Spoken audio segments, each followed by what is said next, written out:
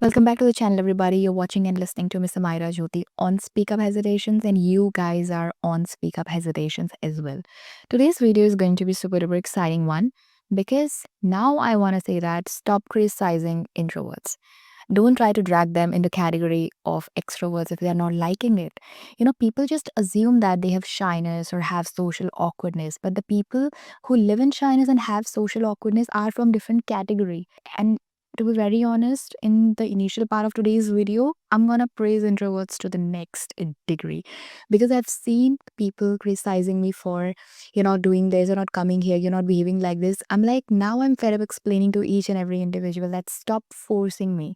They're like, you are not enjoying. I'm like, I am enjoying, but expressing depends on me. These things sounds really funny, but seriously, we live in a world where people really celebrate extroverts, right? Because they are very outspoken by nature, they're very outspoken by their behavior, which is very good, but people forget to embrace introverts. That's why people feel like introverts are lacking something in their behavior. But just please allow me to clarify a small basic difference. There might be a lot of you who live in shyness and start feeling uncomfortable in social places, in, where there's a gathering of a lot of people because of social awkwardness. Hello, you guys. Stop calling yourself introverts because these signs are seen as weaknesses. You guys need to overcome this. Being introvert is not a sign of weakness at all. All right. And the rest of the people who feel sad for introverts, stop feeling sad for introverts. They are extremely powerful. They're extremely strong already. They are extremely thrilled being introverts. The rest of the world might be confused. Introverts are not confused.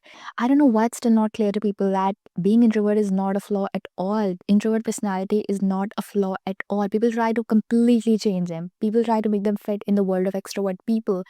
That's where you forcefully try to make them uncomfortable to even realizing this. Why can't we just embrace introvertedness?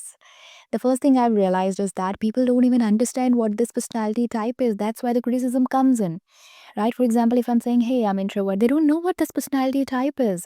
People criticize me for mm, uh, being quiet and not being socializing enough, but I do it when it's required. Let me just decide for me. I hope now the basic difference is clear to you all. Don't sideline introverts, okay? Don't treat them like you guys are from different world. Stop feeling sad for them. Stop feeling petty for them. They're absolutely fine. Now I want to talk about positive affirmations, okay? And I want to talk about the details of it based on my personal experiences. Basically, affirmations are kind of statements. Okay. So when we say positive affirmations, we mean positive statements. And when we use positive statements for ourselves, we kind of self motivate ourselves. Okay. Okay. Tell me, what do we do when we self motivate ourselves? We try to distract ourselves from all the negative thoughts that are coming and replace them with something good and positive, right? So positive statements are same. Okay. When we say, I'm good enough for everything and I'll make it happen, we try to distract ourselves from all the self doubt that are coming. By the way, personally, I never felt that because of positive statements or affirmations, my negative thoughts are completely going, or those positive statements are completely killing my negative thoughts. But because of those positive statements, at least negative thoughts are not overpowering me. So I get a little push from positive statements. I feel like my energy gets recharged because of those positive statements. Okay.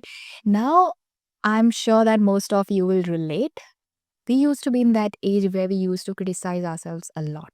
We used to focus on our negative things only. We used to focus on our flaws only. And the reason behind that focus is other people used to highlight those a lot, right? And can you believe people have that gut to demoralize you and we start feeling uncomfortable? So the reason behind the idea behind those positive self-talk is to distract yourself from negative self-talk. Instead of telling yourself that it's tough for you, tell yourself, let's just try if we can do this or not. Basically, do not make any negative conclusion for yourself before you attempt. Okay, at least try once and then figure out if it really suits you or not. All right, and this is the best way of dealing with life. I have realized this over time. I felt this over time, and I still feel the power of self motivation by telling myself positive statements. For example, I'll try it once and then I'll figure out if it's really for me or not. So basically, doing everything positive doesn't mean that negative thoughts will not surround you at all. Instead, when you do something positive, it shifts our mindset positively, and we are just able to manage all those negative things or thoughts so well. That's it. That's life. You and I just can manage it so well. You and I just have to carry this attitude throughout our life. And I just want to add on why positive things, positive statements are extremely important.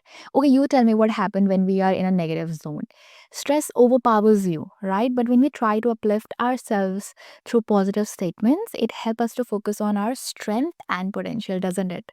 Before you were feeling weak because you were focusing on your weaknesses, but now you'll feel little strengthened because of focusing on your strength.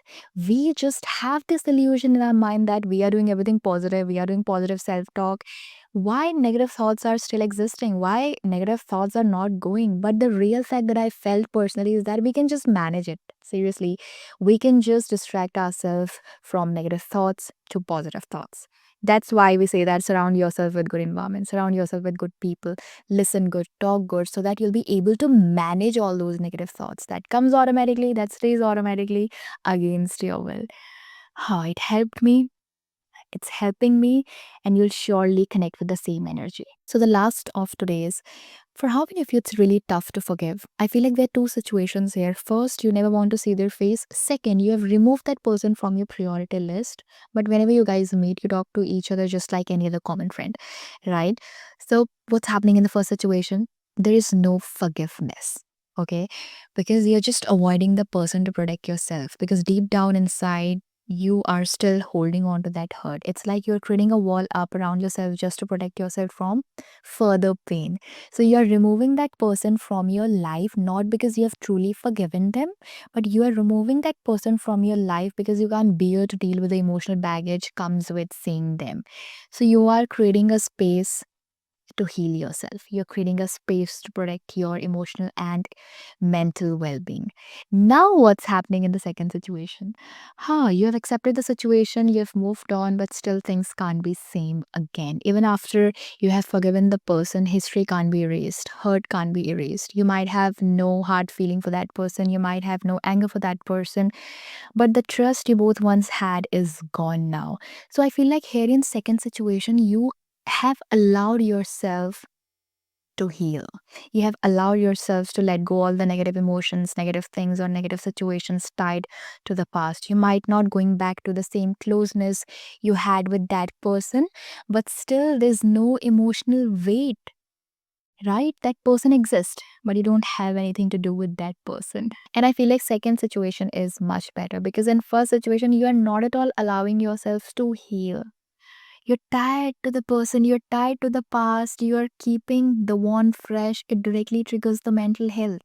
You know, avoiding a person gives you a kind of mental protection, emotional protection, or a space to heal.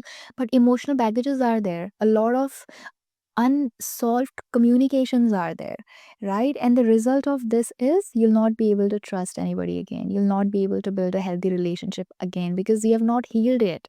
You're not allowing yourself to get healed, right? But in second situation, you're not avoiding the person at all. You have just accepted whatever has happened between you and them, and you have moved on wisely.